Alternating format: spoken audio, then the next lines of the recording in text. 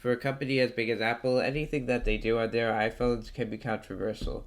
With the iPhone 7, there was controversy over removing the headphone jack. With the iPhone 10, the removal of the fingerprint scanner, the addition of a notch, and even the glass back that was being adopted on most phones was controversial.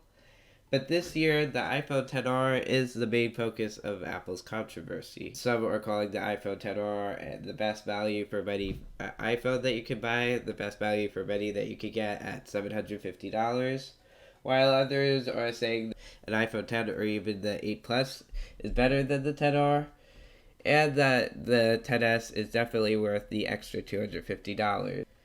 The iPhone XR is the cheapest iPhone in the iPhone 10 series.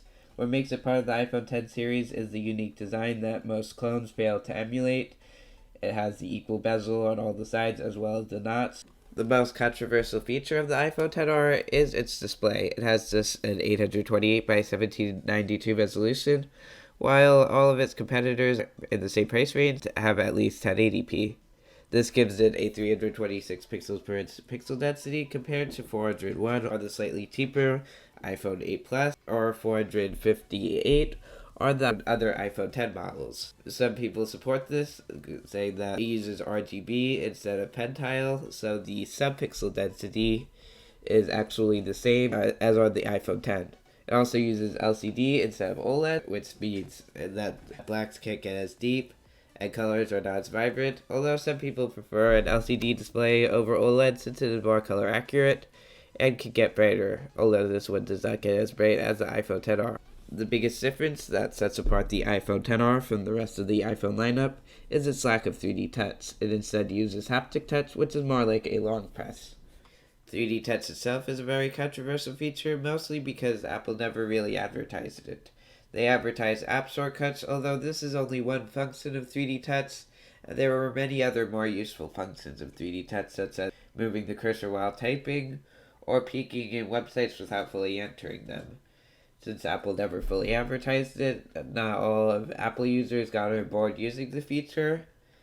The controversy is that even if 3D touch is a useful feature, people still bought the iPhone without knowing that it had 3D touch, and without using 3D touch, so an iPhone without 3D touch would still be a good phone. There are still some advantages that the iPhone XR has over its competition, as well as the iPhone 8 Plus and 10, such as the Apple A12 chip and the longer battery life.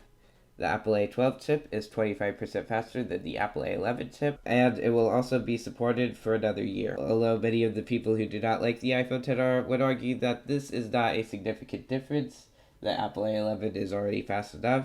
In speed tests, they perform pretty comparably, and most people will have upgraded their phone by the time the support for the iPhone 10 and 8 is ended. The biggest feature of the iPhone XR is its battery life. The XR has longer battery life than any of the cheaper iPhones, and in some tests, longer battery life than the XS and XS Max. Actually, cheaper phones tend to have longer battery life. This is due to lower resolutions and less powerful CPUs, but the iPhone XR has the Apple A12, which is the most powerful CPU in a smartphone. As for the lower resolution, it does of course have a much slower resolution than competitors. In my opinion, it is definitely worth it to get the iPhone 8 Plus over the XR. It looked noticeably sharper to me. I use 3D touch daily and it is an essential feature. The A12 is not noticeably faster than the A11. And if you want extra battery life, there are many other Android phones with much longer battery life for much cheaper, even ones with a higher resolution. There are others who will argue that the iPhone XR has the best battery life on any iPhone. It has the fastest CPU on any smartphone. The sharpness difference is not noticeable between the iPhone 8 Plus and the XR. I will be making more videos on this, including a video comparing the iPhone XR to other similarly priced phones, which I will link in the description.